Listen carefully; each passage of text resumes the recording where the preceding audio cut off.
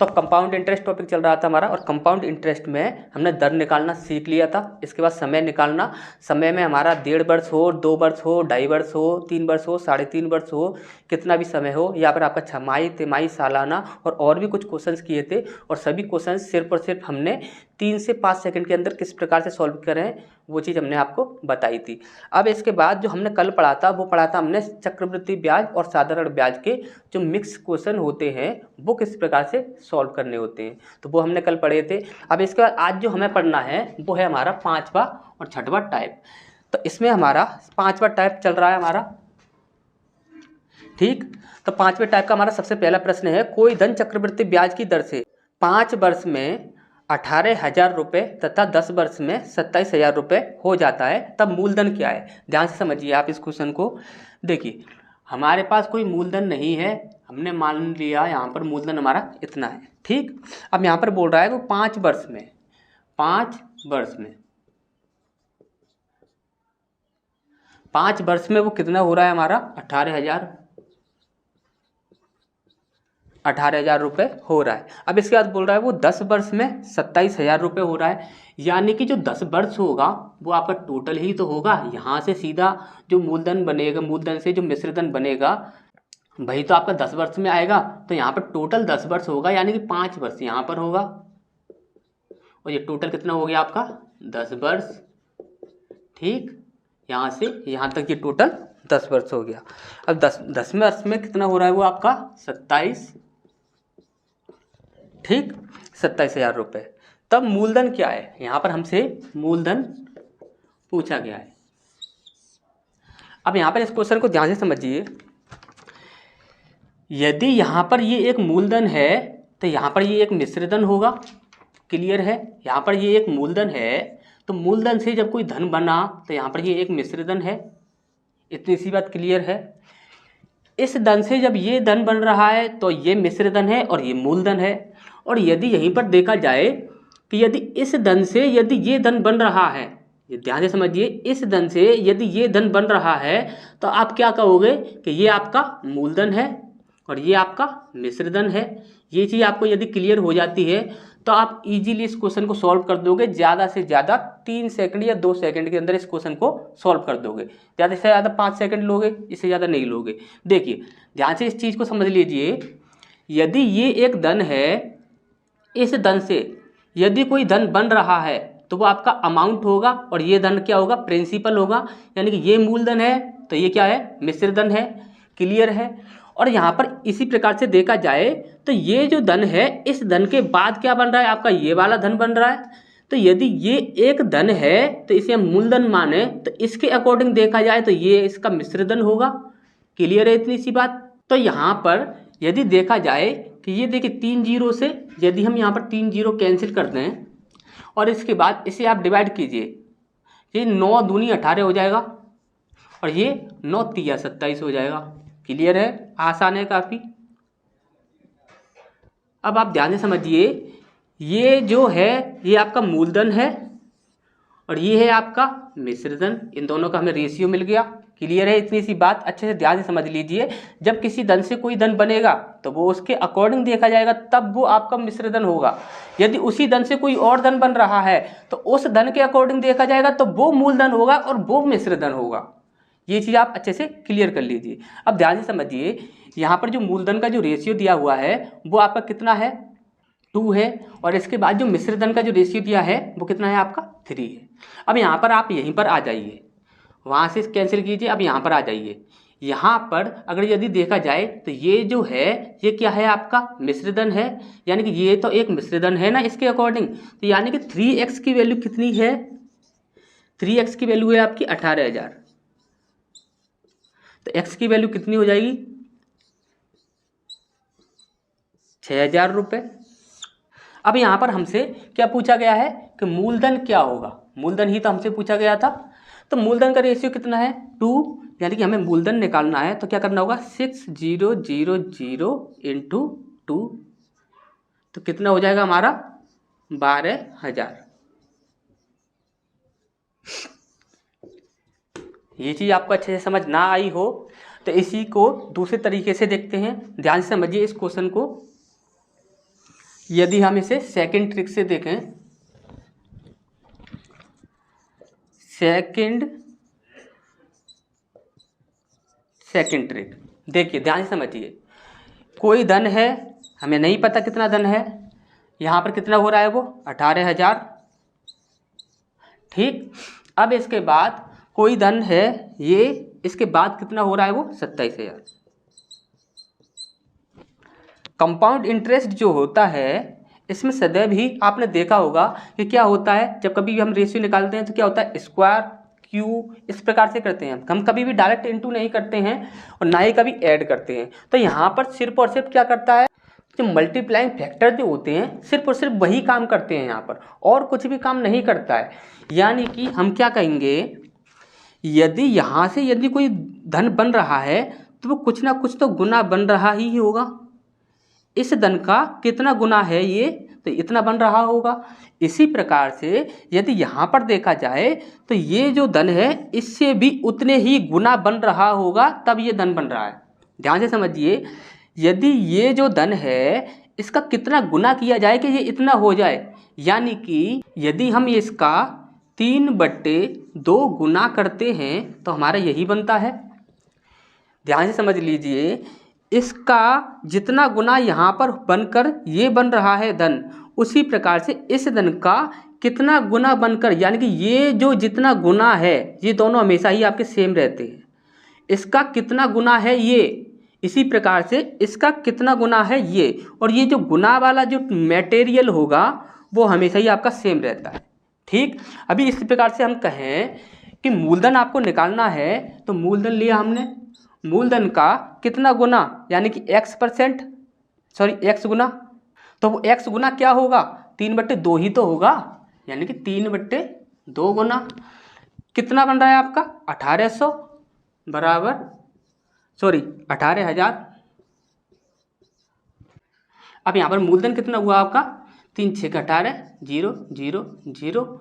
अब इसके बाद इसमें इंटू कर देंगे हम 2 से, तो क्या कितना हो जाएगा आपका 6 दूनी 12,000।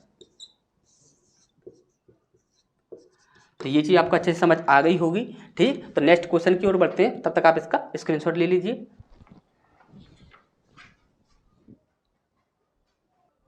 इसके बाद हमारा नेक्स्ट क्वेश्चन है टाइप 5वें का दूसरा प्रश्न। यहाँ पर हमसे बोला गया है कोई धन चक्रवृद्धि ब्याज की दर से 7 वर्ष में 7 वर्ष में कितना हो रहा है वो आपका 15,000। अब इसके बाद बोल रहा है वो 14 वर्ष में, यानी कि टोटल 7 वर्ष यहाँ पर होगा तभी तो वो 14 वर्ष होगा। कितना हो रहा है वो आपका 25,000 रुपये, ठीक हो जाता है। तब मूलधन क्या है, तो हमसे मूलधन यहाँ पर पूछा गया है, ठीक। अब यहाँ पर आप फर्स्ट ट्रिक से सॉल्व करते हैं। फर्स्ट ट्रिक, तो फर्स्ट ट्रिक क्या है हमारी, यहाँ पर देखिए 3 0 से 3 0 कैंसिल, 5 3 15 और 5 25, और आपको अच्छे से पता है यहाँ से यदि ये धन बन रहा है तो इसके अकॉर्डिंग ये आपका मिश्र धन होगा, और यहाँ से यदि ये धन बन रहा है तो इसके अकॉर्डिंग ये आपका मूलधन है और ये आपका मिश्र धन है, ठीक। तो यहाँ पर मूलधन और मिश्र धन का जो रेशियो होगा वो कितना होगा आपका, यहाँ पर 3:5, ठीक। अब यहाँ पर देखा जाए तो ये 5 जो है वो किसका मिश्र धन का रेशियो है, यानी कि हम ये कह सकते हैं इसके अकॉर्डिंग यहाँ पर देखा जाए तो ये मिश्र धन है, यानी कि 5x की जो वैल्यू है वो कितनी है आपकी 15,000। तो x की वैल्यू कितनी होगी 3,000, और मिश्र धन का जो मूलधन का जो रेशियो है वो कितना है आपका, मूलधन हमें निकालना है, तो 3,000 इंटू 3 कितना हो जाएगा आपका 9,000। ये चीज़ आपको अच्छे से समझ आ गई होगी। इसके बाद यदि उस तरीके से देखा जाए तो आप ध्यान से देखिए, सेकंड ट्रिक से देखते हैं तो सेकंड ट्रिक से देखते हैं तो यदि देखिए यदि कोई मूलधन है और कितना बन रहा है वो आपका 15,000, इसके बाद फिर वो कितना बन रहा है आपका 25,000। अब ध्यान से समझिए, यहाँ से ये कितने गुना हो रहा है और यहाँ से ये कितने गुना हो रहा है, आपको ये चीज़ देखनी है। देखिए 25 हमें बनाना है तो कैसे होगा, 25 होगा, इसका यदि हम 3 से डिवाइड कर दें और 5 से इंटू कर दें तो कितना बनेगा आपका 25 बनेगा। ठीक, तो यहाँ पर देखिए ये जो है ये कितने गुना हो रहा है आपका, यहाँ से 5/3 गुना यदि हम इसका कर रहे हैं तो आपका कितना बन रहा है 25,000 रुपये। इसी प्रकार से यदि मूलधन यहाँ पर देखा जाए तो ये जो गुना है 5/3 गुना, यही तो आपका ये होगा। ठीक, जैसे कि मूलधन का आपने 5/3 गुना किया तो आपका कितना बनेगा 15,000 रुपये बनना चाहिए। क्लियर है इतनी सी बात। हमेशा ही आपको क्या करना है, आपका 5 से 5 तिया 15, तो मूलधन आपका कितना निकलेगा 3 तिया 9,000 रुपये। तो ये चीज़ आपको अच्छे से समझ आ गई होगी। ठीक, तो नेक्स्ट क्वेश्चन की ओर बढ़ते हैं, तब तक आप इसका स्क्रीनशॉट ले लीजिए। तो इसके बाद 5 टाइप हमारे कंप्लीट हो चुके हैं। इसके बाद हमारा है 6वां टाइप। तो 6वें टाइप का हमारा सबसे पहला प्रश्न है 36,600 रुपये की धनराशि को आंशिक रूप से स्कीम ए में 10% प्रतिवर्ष की दर से 2 वर्षों के लिए चक्रवृद्धि ब्याज पर तथा स्कीम बी में, देखिए इस क्वेश्चन को ध्यान से देखिए, यहाँ पर दे रहा है आपका 36,600 रुपये। ठीक, अब यहाँ पर बोल रहा है वो आंशिक रूप से स्कीम ए, यहाँ पर ए स्कीम मान लेते हैं, ए स्कीम में 10% प्रतिवर्ष की दर से 2 वर्षों के लिए, यानी कि 10% यदि अपन कुल दर की बात कर रहे हैं, यहाँ पर चक्रवृद्धि ब्याज पर बोल रहा है वो, तो यहाँ पर CI, तो यदि CI का कुल दर निकालेंगे हम, तो हमने आपको बताया था फॉर्मूला क्या होता है आपका x + y + x × y upon 100, इससे निकालते हैं हम, और यहाँ पर दे रहा है 10%, तो यहाँ पर टोटल कितना हो जाएगा आपका 21%। ठीक, आप निकाल लोगे अच्छे से। इसके बाद बोला जा रहा है स्कीम बी में 10% प्रतिवर्ष की दर से 4 वर्षों के लिए साधारण ब्याज, यानी साधारण ब्याज का जब हम कुल दर निकालेंगे तो 4 का हम इंटू कर देंगे 10 में, तो कितना हो जाएगा 10 चौक 40%।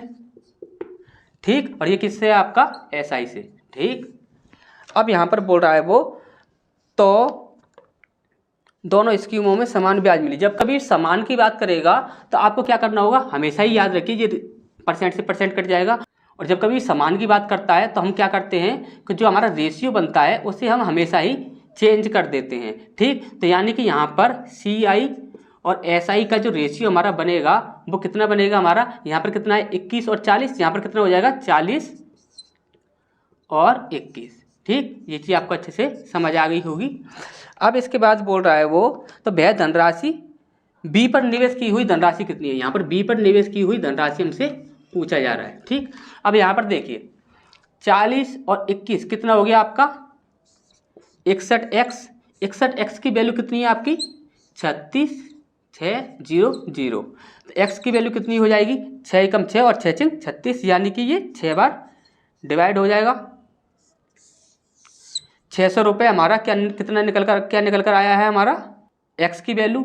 अब यहाँ पर हमसे पूछा क्या गया था b पर निवेश की हुई धनराशि, तो b पर कितना है, b का रेशियो कितना है आपका 21, यानी x की वैल्यू जो है हमारी कितनी है 600 रुपये, और 600 का क्या करेंगे हम 21 में इंटू कर देंगे, यानी क्या हुआ हमारा 21 × 600। ठीक, तो यहाँ पर 0 0 6 × 6 और 6 दूनी 12, तो 12,600 हमारा आंसर आ जाएगा, जो कि हमारा क्या था बी पर निवेश की हुई धनराशि। ठीक, तो तब तक आप इसका स्क्रीनशॉट लीजिए, फिर हम आगे बढ़ते हैं। इसके बाद हमारे 6वें टाइप का नेक्स्ट क्वेश्चन है दूसरा, यहाँ पर दिया हुआ है 1,29,29,000 रुपये। ठीक, यहाँ पर बोला गया है स्कीम ए में 30% प्रतिवर्ष चक्रवृद्धि ब्याज की दर से।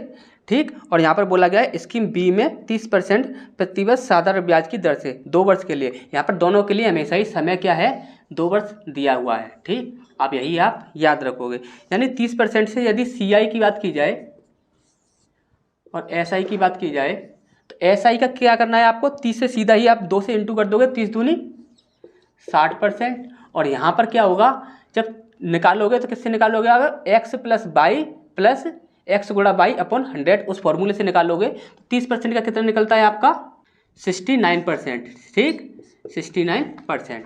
अब यहाँ पर क्या बोला है, निवेश किया गया यदि दोनों स्कीमों में समान ब्याज मिला। समान मिला तो यहाँ पर क्या करेंगे हम, CI और SI का जो रेशियो होगा उसे हम चेंज कर देंगे, यानी कि यहाँ पर आपका 60 है तो यहाँ पर कितना कर देंगे हम 69 और यहाँ पर हो जाएगा आपका 60। ठीक, ये आपका रेशियो बन जाएगा। अब यहाँ पर क्या बोला है उसने, तो A पर निवेश की हुई धनराशि कितनी है, यानी कि ये A था आपका और ये आपका B था, तो A पर निवेश की हुई धनराशि कितनी है। ठीक, अब इन दोनों को हम ऐड कर देते हैं तो कितना निकलता है हमारा 6 दूनी 12 120 और 129x। 129x की वैल्यू कितनी है हमारी 129000। तो x की वैल्यू कितनी हो जाएगी हमारी 1000, 1000 रुपये। अब यहाँ पर पूछा किसका है, A के लिए, तो A का रेशियो कितना है हमारा 60, तो 60 गुणा 1000 कितना हो जाएगा आपका 60,000 रुपये। तो ये चीज़ आपको अच्छे से समझ आ गई होगी। नेक्स्ट क्वेश्चन की ओर बढ़ते हैं, तब तक आप इसका स्क्रीनशॉट लीजिए। इसके बाद हमारा छठवें टाइप का तीसरा प्रश्न है, यहाँ पर दिया हुआ है इतने रुपए की धनराशि x% चक्रवृद्धि ब्याज की दर से स्कीम A में निवेश की गई। देखिए स्कीम A है, ये स्कीम A है। स्कीम A की बात की जाए तो ये आपका चक्रवृद्धि ब्याज है, CI के लिए बात कर रहा है। ठीक, तो यहाँ पर आपका मूलधन दिया हुआ है 3430। ठीक, इसके बाद दर आपका नहीं है यहाँ पर R बराबर x%। ठीक, और यहाँ पर दिया हुआ है स्कीम A में निवेश की गई 3 वर्ष बाद इतने रुपए ब्याज मिला, यानी कि CI आपका जो दिया है वो कितना है आपका 1690। ठीक, अब यदि यहाँ पर देखिए ध्यान से समझिए, दर हमारे पास नहीं है, सबसे पहले हमें क्या करना है कि दर निकालना है। तो यहाँ पर हमारा मूलधन कितना है हमारा 3430। ठीक, अब इसके बाद आपका मिश्रधन कितना है, अब मिश्रधन देखिए यहाँ पर मिश्रधन कितना हो जाएगा आपका 215 इतना हो जाएगा आपका। अब ध्यान से समझिए, 0 से आपको 0 कैंसिल करना है। अब यहाँ पर देखिए ये आपका 7 का क्यू हो जाएगा और ये आपका 8 का क्यू हो जाएगा। तो रेशियो कितना निकला हमारा, मूलधन और मिश्रधन का जो रेशियो है वो कितना हो जाएगा 7:8।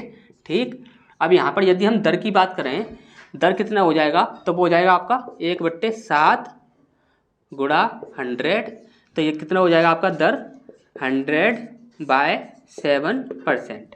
ठीक, अब आप इस क्वेश्चन को ध्यान से समझिए। तब उसने बोला है यानी कि 1690 रुपये ब्याज प्राप्त हुआ। ठीक, इसके बाद है आपका 10,000 रुपये की धनराशि को,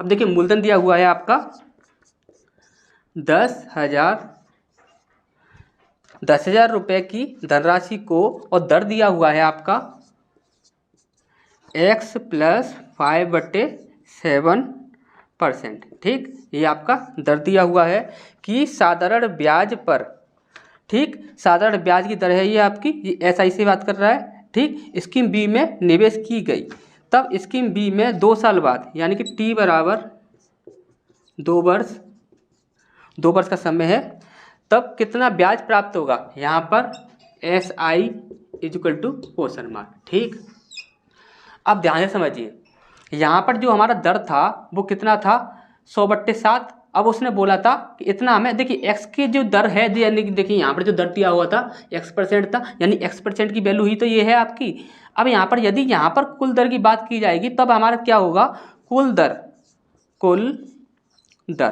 दर कितना हो जाएगा यहाँ पर 100/7 प्लस 5/7।